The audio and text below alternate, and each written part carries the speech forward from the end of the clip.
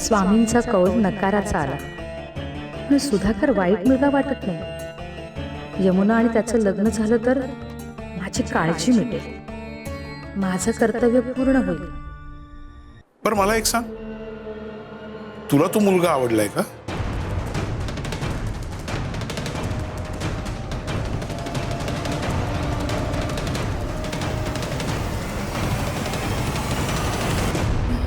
म्हणजे आईला आवडलाय. लग्न कोणाला करायचंय? तुलाच ना?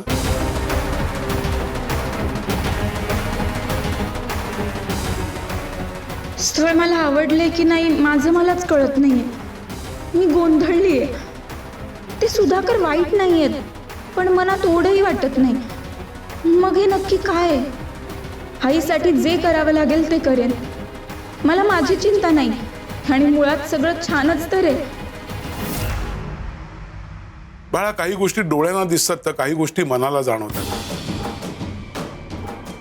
डोळे फसवले जाऊ शकतात, पण अंतर्मन फार क्वचित चुकतं. लक्षात ठेव, जिथे मनाला वारंवार समजवावं लागतं सगळं ठीक आहे, सगळं ठीक आहे, तिथेच सगळं ठीक नसल्याची शक्यता असते. जा, देवाऱ्यातनं चांदीचा कलश घेऊन ये. कलश?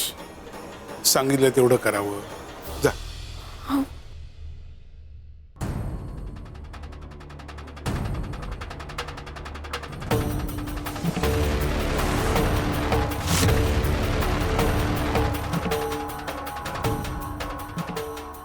कलश कशासाठी?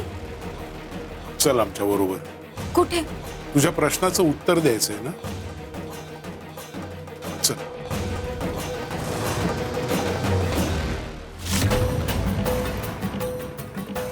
काय साखर तुला सांगितलं होतं ना? हा, अरे आपलं काम झाल्याशिवाय इथे फिरकायचं नाही म्हणून. अरे कुणाला कळलं, कुणाला शंका आली तर तुला माहिती आहे ना किती मोठा धोका आहे ते. मी पण तेच सांगायला आलोय. धोका निर्माण झालाय.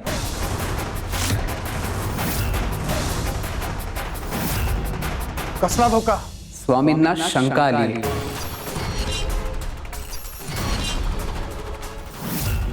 काय शंका? गुरुदेव गुरुदेव.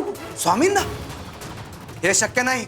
खरं सांगू, मला तर वाटतंय त्यांना फक्त शंकाच नाहीये, त्यांना सगळं माहीत झालं.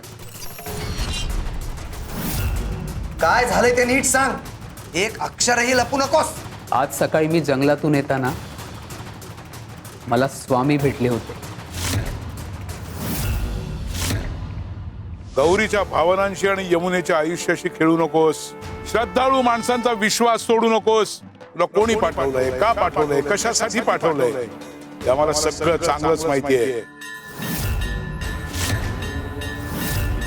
आणि एक लक्षात ठेव, गुरुच्या नजरेपासून लपू शकतो असा ज्याचा समज असतो त्या समजापासूनच त्याचा विनाश सुरू होतो. पण त्यातून काहीच सिद्ध होत नाही. गुरुदेव गुरुदेव. मलाही आधी असंच वाटलं होतं, पण स्वामींची विलक्षण नजर जेव्हा माझ्यावर पडली तेव्हा मला वाटलं की ते माझा आरपार पाहत आहे. आणि ते तेवढ्यावर थांबले नाही. मग त्यांनी मला सक्त ताकीद दिली की गौरी आणि यमुनाच्या भावनेशी खेळू नकोस. श्रद्धेचा गैरफायदा घेणं हा फक्त गुन्हा नाही, तर आपल्या आत्म्याशी केलेला विश्वासघात असतो. अजूनही संधी आहे. उपरतीचा मार्ग निवड, नाहीतर त्याचे परिणाम अटळ आहेत. म्हणजे ही सरळ ताकीद होती. गुरुदेव गुरुदेव. आणि ही फक्त साधी ताकीद नव्हती. मला असं वाटत होतं की ते माझ्या मनाला ओळखत आहे.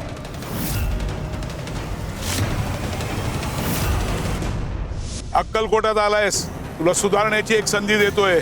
इथून सरळ फौजदाराकडे जा आणि तुझे गुन्हे कबूल कर आणि कायद्यानं मिळेल ती शिक्षा मान्य कर. कारण एक वेळ कायद्याची शिक्षा तुला परवडेल, पण आमची शिक्षा तुला परवडणार नाही. कारण आमच्या भक्तांच्या भावनांशी खेळणाऱ्याला आम्ही कधीच माफ करत नाही.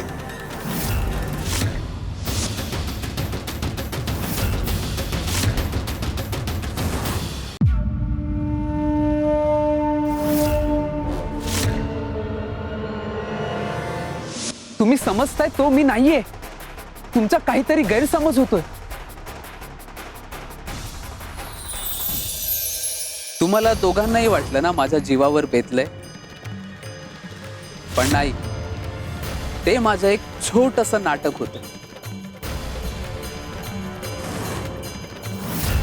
तुमच्या आश्रमात रोज कितीतरी लोक श्रद्धेने भावनेने येतात. त्यांच्या अंगावरचे दागिने, मौल्यवान वस्तू हे क्षणात गायब होतील आणि त्यांना समजणारही नाही. गुरुदेव, आता तुम्हीच ठरवा, मी तुमच्या कामाचा आहे की नाही.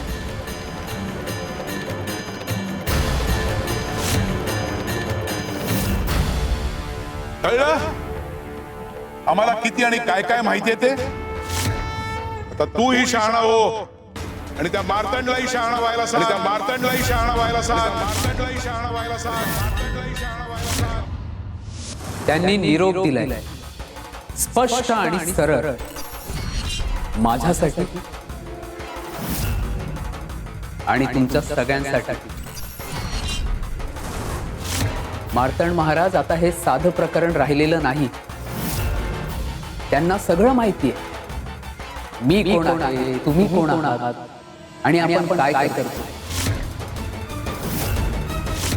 सगळ्यात महत्वाचं म्हणजे त्यांनी जर का ठरवलं तर ते याच क्षणी गौरीला जाऊन सगळं सांगू शकतात आणि आपलं पितळ उघडं करू शकतात.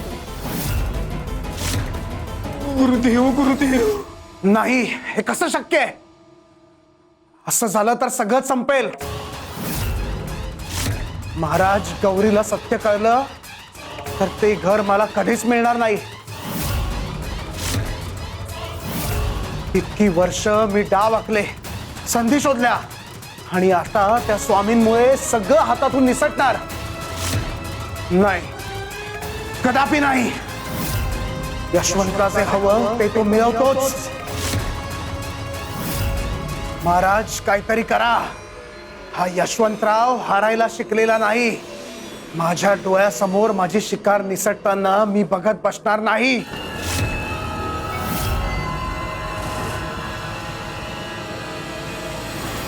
एवढं सगळं करून आपल्याला काहीच लाभ होणार नाही.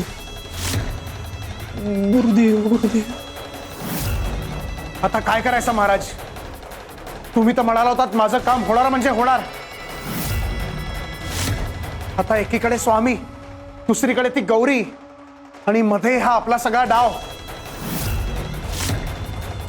एक गोष्ट लक्षात ठेवा, डाव उघड झाला म्हणून तो डाव संपला असं होत नाही.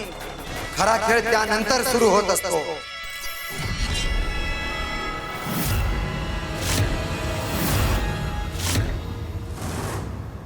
हा कलश चांदीचाच आहे? हो, आईने खास पूजेसाठी बनवून घेतला होता. खरंच? हो, आईच्या विश्वासातल्या सराफाकडनं बनवून घेतलाय. खूप चांगले संबंध आहेत त्यांच्याशी. म्हणजे आईच्या विश्वासातल्या सराफाकडनं बनवून घेतला आंधळेपणाने? म्हणजे अहो काय अहो भाजेल तुम्हाला. काय करताय तुम्ही?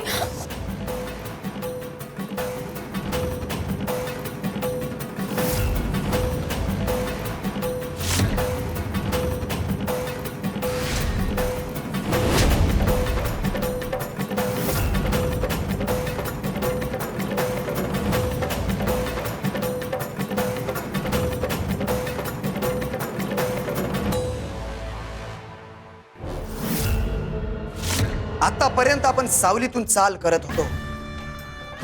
आता फरक एवढाच आहे, पुढचा खेळाडू जागा झालाय. म्हणजे आता चुका करायच्या नाहीत. पण याचा अर्थ आपण हरलो असाही होत नाही यशवंता. एक गोष्ट लक्षात ठेव, पुढे जाणारी माणसं अडथळ्यांना घाबरत नाहीत, ते नवा मार्ग शोधतात. मी अजून पराभव स्वीकारलेला नाहीये. मीही नाही. या यशवंतला जे हवं असतं ते तो मिळवतोच. प्रेमाने दिलं तर ठीक, नाहीतर हिसकावून. ह्या यशवंतरावला नकार ऐकण्याची सवय नाहीये आणि मला थांबवू शकेल एवढी ताकदही फार लोकांमध्ये नाहीये. पण स्वामी स्वामी असो वा नियती, माझ्या हातातून विजय काढून देणं इतकं सोपं नाहीये. अहंकार आणि आत्मविश्वास यात एक रेषा असते आणि ती जर का आपण ओलांडली तर माणूस स्वतःचाच शत्रू बनतो. आमचा शत्रू अजून जन्माला यायचा आहे.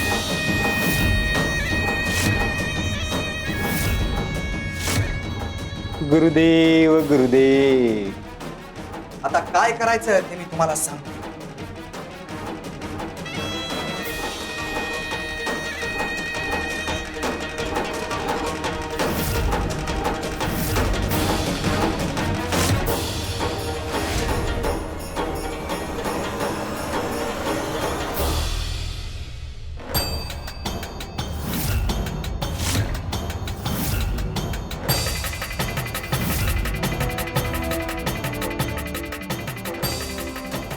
पाहिलंस तुझ्या आईच्या विश्वासातल्या सराफांनी आईच्या डोळ्यात कशी धूळफेक केली आहे.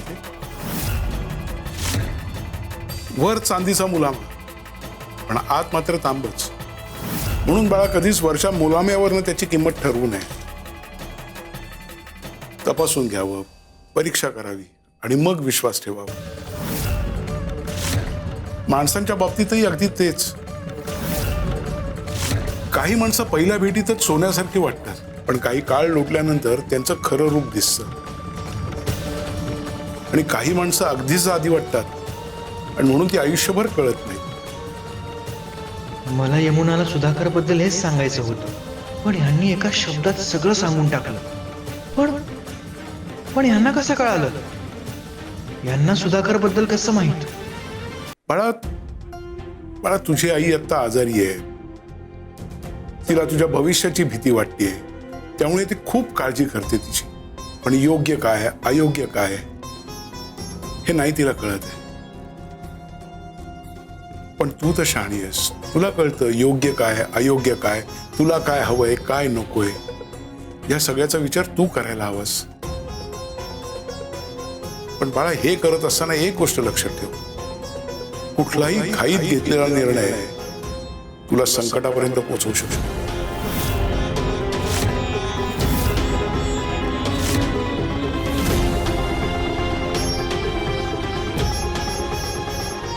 आईची काळजी घे.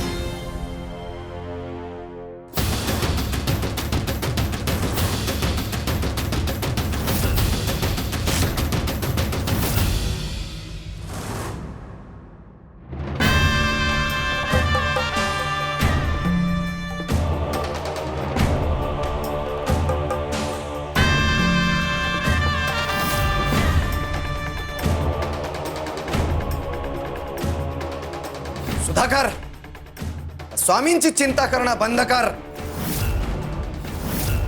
महाराज, मी स्वामींच्या डोळ्यात पाहिले. त्यांना समजले सगळं. अरे माहित असणारच. मीही त्यांना अनेक वर्षापासून पाहतोय आणि मी त्यांची एक गोष्ट हेरली आहे. कुठली महाराज? त्या स्वामींना लोकांना सुधारायची फार मोठी हौस आहे. जी माणसं चुकतात त्यांना ते थेट संपवत नाहीत. संकेत देतात, इशारे करतात पण शेवटच्या क्षणापर्यंत माणूस तो स्वतः सुधारतो का याची वाट. आणि यावेळी तेच आपल्या पथ्यावर पडणार आहे. म्हणजे त्या गौरीला त्यांना सावध करायचं असतं आणि आपलं पितळ उघडं पाडायचं असतं तर एव्हाना त्यांनी ते केलंही असतं.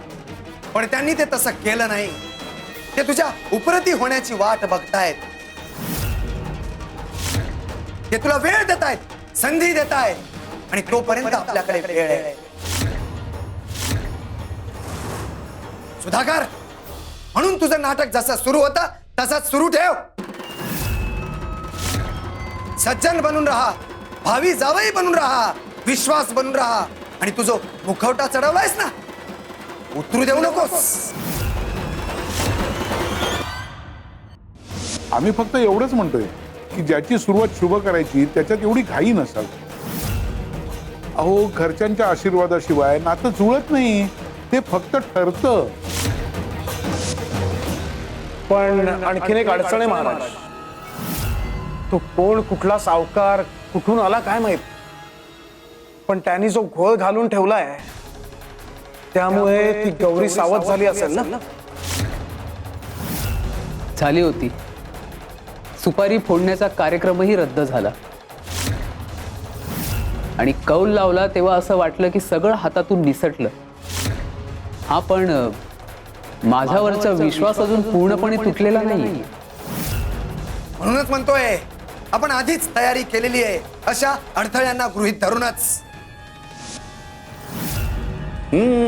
आणि तशी त्या गौरीची अवस्था आपल्या बाजूनेच आहे. गुरुदेव गुरुदेव. बरोबर. गौरीला लग्नाची घाई आहे, प्रचंड घाई. घाईत असलेला माणूस विचार करत नाही, तो फक्त आधार शोधत असतो. जो पहिला आधार देतो त्यावर तो विश्वास ठेवतो.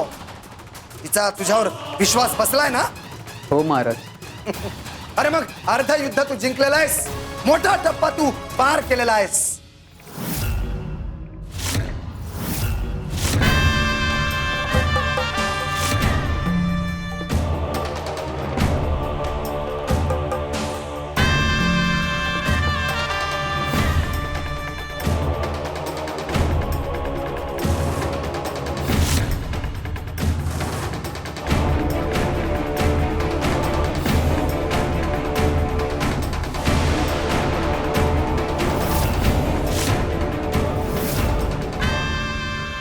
गुरुदेव गुरुदेव.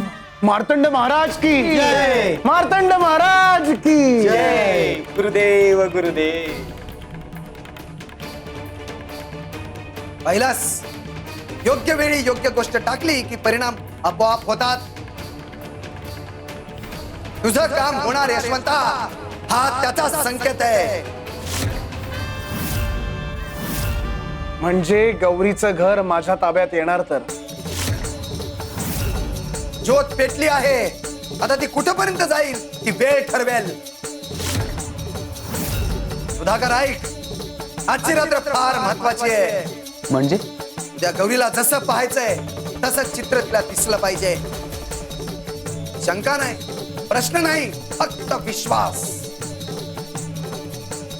उद्या तिच्या मनातला तुझ्याबद्दलचा संशय कायमचा संपला पाहिजे. आणि त्यासाठी तुला एक मोठी चाल खेळावी लागेल. ठीक आहे महाराज. ही चाल तुला उद्या कळेल.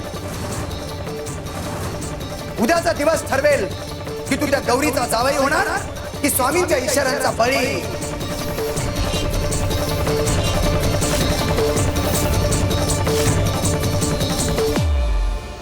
श्री स्वामी समर्थ. जय जय स्वामी समर्थ. श्री स्वामी समर्थ. जय जय स्वामी समर्थ. श्री स्वामी समर्थ. जय जय स्वामी समर्थ. श्री स्वामी समर्थ.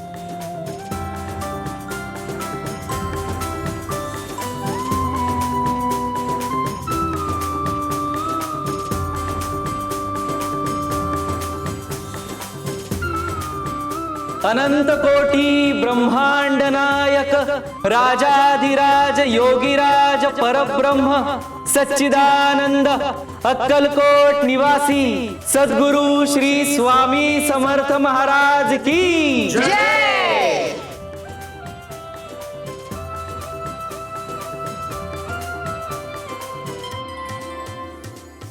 काय लखोबा, नामस्मरणात लक्ष नव्हतं, मन पुढे भरकटलं होतं.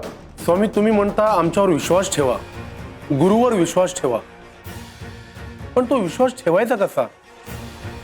सामान्य वेळी ठीक असतं, पण जेव्हा दुःख येतं, संकट येतं, अंधार येतो, तेव्हा मनावर भीती निर्माण होते, शंका निर्माण होतात. अशा वेळी काय करायचं?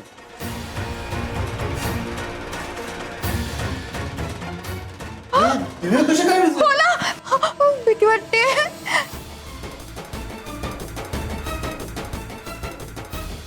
अरे कोण आहे? काहीतरी आहे माझ्या पायाखाली, काहीतरी आहे इथे पायाखाली. काहीतरी आहे.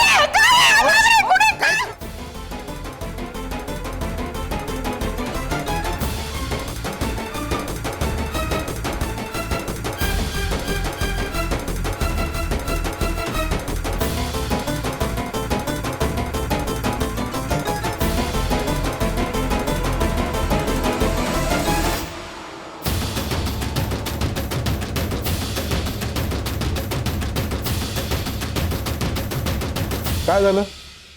अंधार झाला म्हणून घाबरलात ना?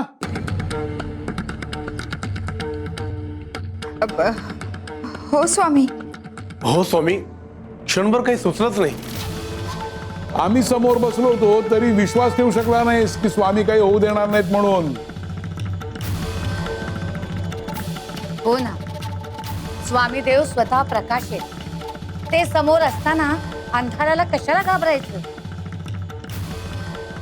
लखोबा, अंधाराने तुला इजा केली नाही, तुझ्या भीतीने तुला इजा केली. सुंदरासारखंच तूही जागेवर शांत बसला असतास तर तुला लागलं नसतं. संकटही अशीच असतात, ती येतात, क्षणभर अंधार करतात, पण जो घाबरून धावतो तोच जास्त जखमी होतो आणि जो श्रद्धेने स्थिर राहतो त्याला मार्ग दिसतो. चूक झाली स्वामी, आता मला समजलं. लक्षात ठेव, अंधार धोकादायक नसतो, अंधारात हरवलेला विश्वास धोकादायक असतो. गुरुवर विश्वास म्हणजे आपल्यावर संकट येणार नाही याची खात्री नव्हे, तर संकटातही आपण एकटे नाही याची खात्री आहे.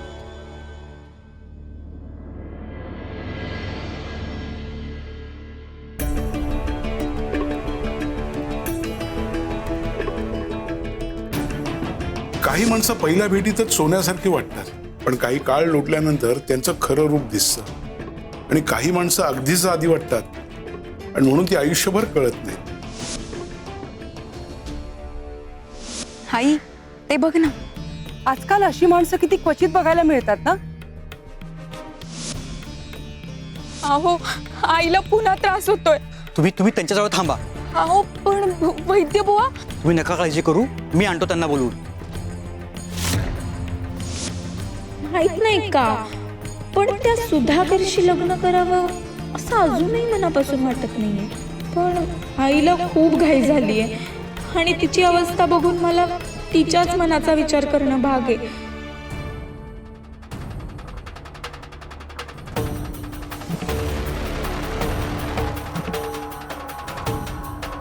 तुम्ही इथे का बसलाय?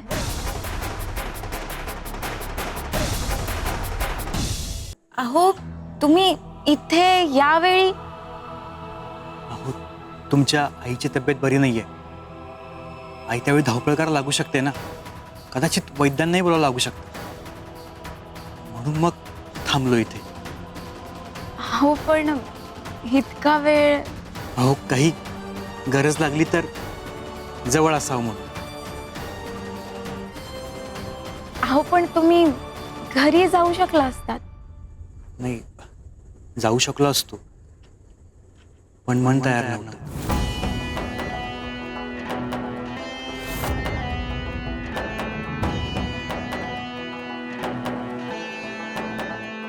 का करताय तुम्ही इतकं माझ्यासाठी? सांगून टाक तिला, सांग तिच्यासाठी इथे थांबलास. तिची काळजी वाटते म्हणून, तिच्या डोळ्यात अश्रू आले ना की स्वतःलाही वेदना होतात म्हणून, तिच्यावर प्रेम करतोस म्हणून.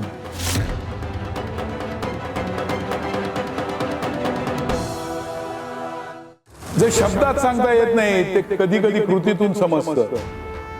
काही नाती जुळवावी लागत नाही, ती आपोआप जुळतात. आणि काही नाती कितीही जुळवायचा प्रयत्न केला तरी मन स्वीकारत नाही. संकेत दिलेत, ओळखायचं काम त्यांचं आहे. घाईत घेतलेला निर्णय आयुष्यभर टोचत राहतो, पण सत्य समजायला घेतलेला थोडासा वेळ संपूर्ण आयुष्य वाचवू शकतो. अहो, तुम्हीही स्वामी भक्त, मीही स्वामी भक्त. एक स्वामी भक्त फक्त दुसऱ्या स्वामी भक्ताच्या उपयोगी पडतोय, बस इतकंच. खरंच एवढंच असेल का? पण मला असं का वाटतंय की हे जे बोलतायत त्याच्या पलीकडेही काहीतरी आहे. काहीतरी असं जे मला सांगत नाहीयेत. हीच वेळ आहे, सांगून टाक मनातलं सगळं. किती दिवस लपवणार आहेस? हाच तो थर. त्याला शोधण्यासाठी खूप धावपळ केली होती. आणि फक्त मनातलं नाही, तिला सुधाकर बद्दलही सांगायला हवं.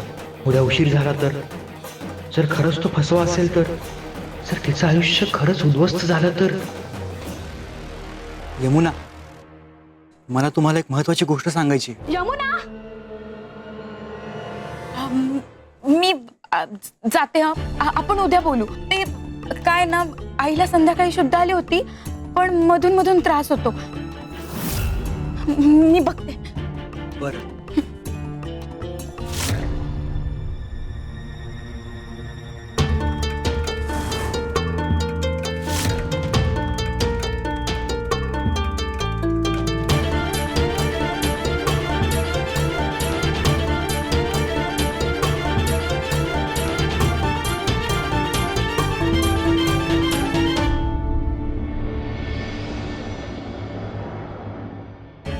स्वामींचा कौल नकाराचा आला. पण सुधाकर वाईट मुलगा वाटत नाही. यमुना आणि त्याचं लग्न झालं तर माझी काळजी मिटेल, माझं कर्तव्य पूर्ण होईल. देवा, कसंही करून यमुना आणि सुधाकरचं लग्न जुळू दे. माझी ही शेवटची इच्छा पूर्ण होऊ दे. संकट आल्यावर माणसाचं हेच होतं. अंधार पडल्यावर जसं धडपडायला होतं, तसंच आयुष्यात संकट आल्यावर मनालाही धडपडायला होतं. माणूस घाबरतो, विचलित होतो, गुरु समोर असा नाही, गुरुवरचा विश्वास सोडतो. अशा वेळेस धावपळ करायची नसते, शांत राहायचं असतं, विश्वास धरायचा असतो. चला आता पुन्हा सगळे आपापल्या जागेवर बसा.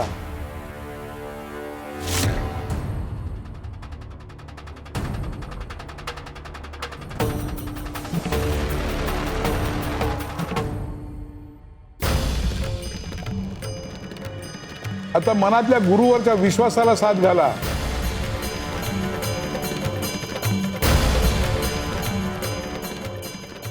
श्री स्वामी समर्थ, जय जय स्वामी समर्थ. श्री स्वामी समर्थ, जय जय स्वामी समर्थ. श्री स्वामी समर्थ, जय जय स्वामी समर्थ.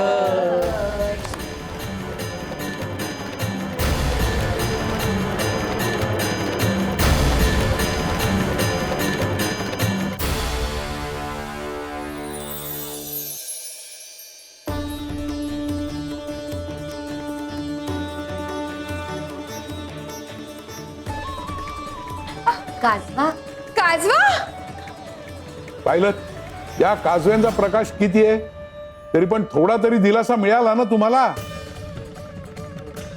हो स्वामी, आता अंधार भयानक वाटत नाही. अरे हेच गुरुचं काम असतं. गुरु लगेच सूर्य बनून येत नाही, आधी काजवा बनून येतो. आधी दिलासा देतो आणि मग दिशा दाखवतो. मगाशी तुला पायाजवळ काहीतरी आलंय असं वाटलं ना? हो स्वामी, तो हाच काजवा होता. तू जर शांत बसला असतास तर तुला अंधारात हाच प्रकाश दिसला असता, धडपडला नसतास, लागलंही नसतं तुला. म्हणून संकट आलं, दुःख आलं की घाबरून जाऊ नका. आणि म्हणून घाईत घेतलेला निर्णय हा बहुतेक वेळा विवेकाचा नसतो, तो भीतीचा असतो. गुरुवरचा विश्वास कायम ठेवा. स्वामी देवा, आज या सगळ्यांना चांगलंच पटलं.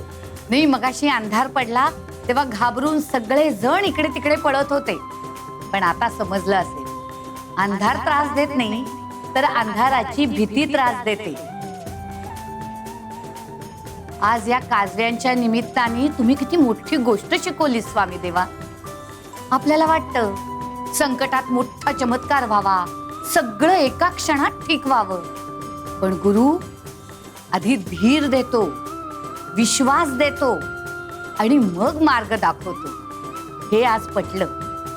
खरं सांगू का स्वामी देवा, अंधार तोच होता, काजवेही तेच होते, फरक फक्त विश्वासाचा होता. पण मगाशी तो नव्हता म्हणून भीती वाटली, पण आता आहे म्हणून हा अंधारही शांत वाटतोय. संकटापेक्षा संकटाची भीती मोठी असते आणि गुरुवरचा विश्वास त्या भीतीलाच हरवतो.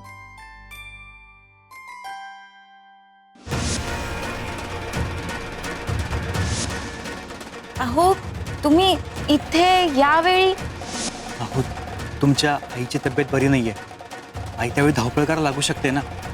कदाचित वैद्यांनाही बोलावं लागू शकतं. म्हणून मग थांबलो इथे. कोणास ठाऊक का पण यांच्याबद्दल एक ओढ वाटायला लागली. मनात आपलेपणा वाटतो. हे जवळ असलं की धीर येतो आणि काळजी सुद्धा कमी होते.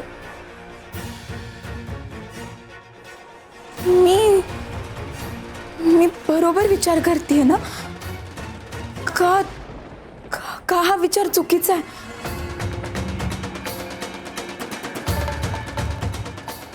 सुधाकरच्या जागी हे असते तर